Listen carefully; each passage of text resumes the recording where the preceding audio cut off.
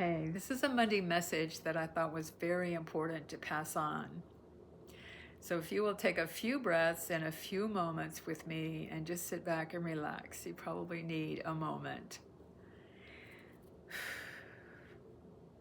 When Spanish missionaries first pushed into the far country of West Texas, they were met by a crowd of Jumano people who left them astonished. These people had never laid eyes on a priest, and yet they already knew of the Christian faith, and they were asking to be baptized. When the friars asked how this could be, the Jumano described a beautiful young woman in a flowing blue cloak who had been coming to them, teaching them, and telling them the missionaries were on their way. Word of the mysterious lady in blue eventually traveled all the way back across the ocean to a convent in Spain, where a young nun named Maria de Jesus de Agreda wore a cloak of exactly that blue. For years, she said she had fallen into deep trances in which she felt herself carried across the sea to a far and unknown land, where she taught the gospel to a people who had never heard of it. She insisted that she had never once left her convent in Spain, and yet she could describe that faraway land and its people in detail, and she claimed to have made the journey in spirit hundreds of times, miraculously transported, tele-transported, supernatural Holy Spirit transported, as Philip in the Bible, or caught up or caught away in the Spirit. When church authorities pressed her, she admitted she believed she was the lady in blue the Jumano spoke of. Around 1629, an expedition sent out to those very people found them already waiting, saying that the woman in blue had told them the priests were coming.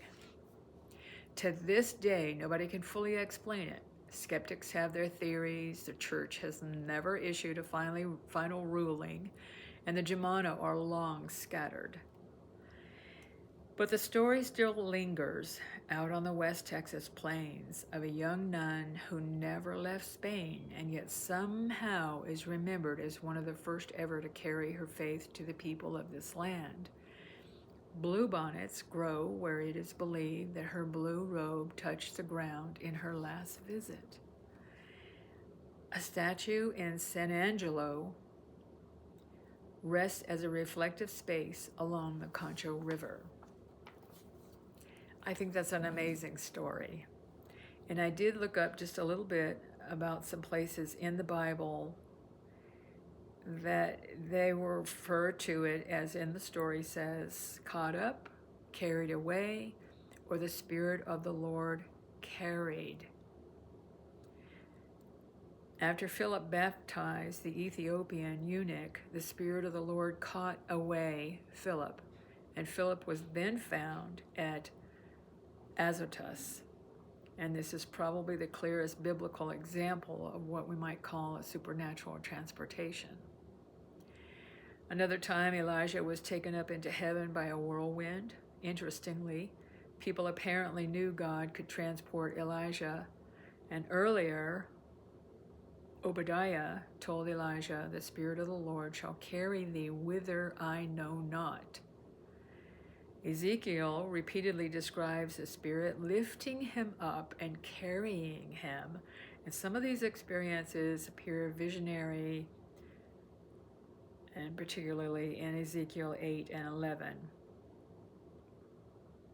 And then Paul speaks of someone almost certainly himself who was caught up to the third heaven, and later says caught up into paradise. He specifically says he did not know whether this occurred in the body or out of the body. And then this last one, at Christ's return, believers will be caught up into the clouds to meet the Lord in the air. And the Greek word harpazo, meaning to seize or snatch away or catch up. So I just thought that was really worth sharing, and I want to thank you for spending 5 beautiful moments to take a breath and connect with God. Thank you, and have a great day.